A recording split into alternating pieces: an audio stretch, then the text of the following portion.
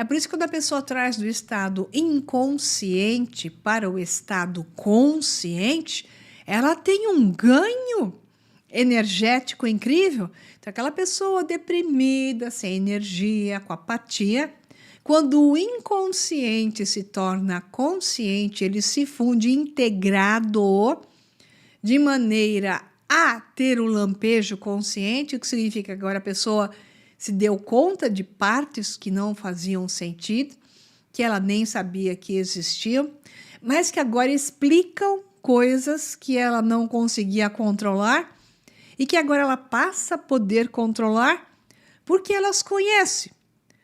Então, isso lhe dá força, porque tudo que se torna conhecido é um gradiente de força e não do oposto. O que te domina e te impede é o desconhecido e não conhecido. Infelizmente, a maior parte da humanidade, ela opta pelo desconhecido. Ela não quer conhecer. Isso faz com que ela se submeta, que ela não tenha força, que ela não tenha poder e volta, então, àquela colocação brilhante que aquela pessoa fez debaixo do vídeo. Toda civilização acaba, então essa aqui vai acabar também. Tá tudo bem, porque sempre foi assim e sempre vai ser. Sempre foi assim e sempre vai ser, porque a humanidade está no eterno retorno de não se tornar consciente, de rejeitar a consciência e rejeitar o caminho para ela. Ponto final. Também considero, diz ele aqui, como a mente interage com o mundo. A mente não é unicamente uma receptora passiva de dados sensoriais que flui dos olhos, ouvidos e outros sensores, dos quais deriva uma descrição inequívoca do que está lá fora. Não, a mente constrói o que considera ser realidade.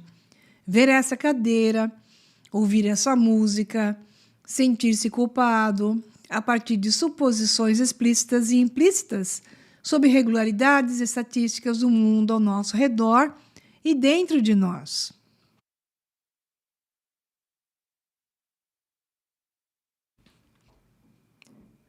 Espero que vocês não tenham ouvido, mas eu estou tirando o som. Então é exatamente a imagem de Matrix aqui, que esse filme ele tem tantos componentes fantásticos e tão bem colocados. Aqui diz: esse é o mundo que você conhece. E o triângulo invertido aqui é fantástico, mas com um ponto central. Nenhuma imagem Matrix deve ser esquecida e deixar de fora. Então, isso aqui é a mente bayesiana ao contrário, porque ela forma sempre o chapéu de bruxa, né? E o ponto de cima é o olho, porque é aquilo que você vai ver, é aquilo que você vai conhecer como realidade. E aqui ela está invertida e ela está ao centro. Então, significa que o que nós vivemos é a experiência invertida. Ou seja, é a ilusão. E desconhecemos a verdade, o campo real. Então, essas suposições, elas são chamadas de antecedentes na linguagem do raciocínio bayesiano, que é isso aqui, né? Isso aqui é exatamente o processamento estatístico de te dar aquilo que é considerado como mais provável, mais desejado, mais observado. Então, a teoria quântica tem razão, tem razão. Então, aquele double slit, experimento da dupla fenda, tem razão, tem razão. Porque quando você observa coisas, deseja as coisas, na teoria bayesiana do cérebro, e a inteligência artificial trabalha igual, ela vai triangulando e criando exatamente o olho na ponta, que é o que você vai ver como resposta. Então, ó, a pirâmide invertida é a metade invertida da pirâmide bayesiana, ok? É dessa forma que a matemática estatística desse teorema bayesiano se desenvolve. Que eu já falei 1000 vezes. Quem nunca viu esse filme Golpe Duplo, com Will Smith, Margot Robbie, um filme antigo de 2015, ele mostra exatamente o uso disso aqui. e mostra como o que você vê na vida, você votou no Trompete, ou votou no Bolsa, ou votou no cara lá, o ex-presidiário, e votou não sei quem, e tem a sua esperança nisso ou naquilo, defende esse ou aquele ponto de vista, é porque isso foi posto na sua cara.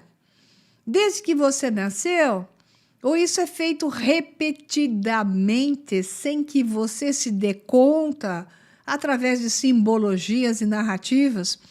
É por isso que recentemente eu fiz lá aquele vídeo lá, verdade sobre o livro do Apocalipse. Blá! Né? Todo mundo foi ver. Presta para pouco aquele vídeo. Agora o vídeo que eu fiz, o último, sobre a resenha dos 3 filmes do Tom Cruise, que presta para muito mais, não tem nem comparação com o número de visualização. Por quê? Porque ele não está cheio de gatilhos na mente das pessoas. Elas não vão ver o belo, o bom, o verdadeiro, aquilo que te carrega de informação, que aviva o cérebro e te tira a ilusão, te tira o domínio do sistema. Não, elas vão ver o gatilho. Porque elas não perceberam, não percebem que é um gatilho. E daí que o mundo delas vai dar o quê? 13 Apocalipse, 13 Apocalipse, 13 Apocalipse.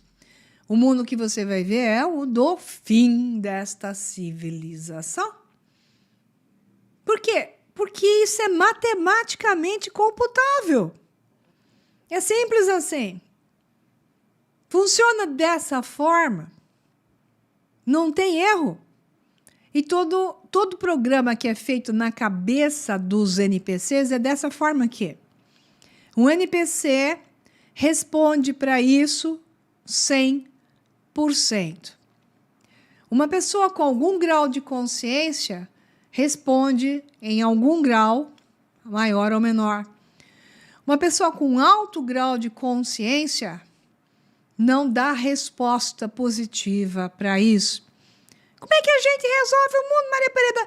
Aumenta a tua consciência, mas não é abraçando árvore, tá? Que você vai chegar nisso. E nem esperando os portais abrirem, ok? Então, de fato, a mente molda a experiência de ansiedade, depressão e outras condições mentais. Mas essa limitação também vem com grandes benefícios.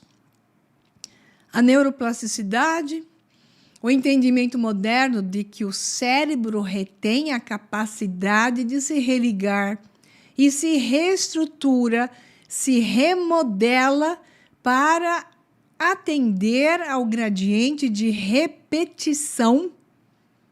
Portanto, ele responde para aquilo que ele sabe que está sendo lhe dito. Que você quer isso. Então, ele se molda para te dar mais processamento disso. No que você está dando atenção? No livro do Apocalipse ou no desenvolvimento da minha consciência? O meu canal mostra a verdade. E eu coloco esses vídeos de propósito. Porque eu quero medir onde está a atenção. E veja que o meu público tende a ser um público incomparavelmente melhor.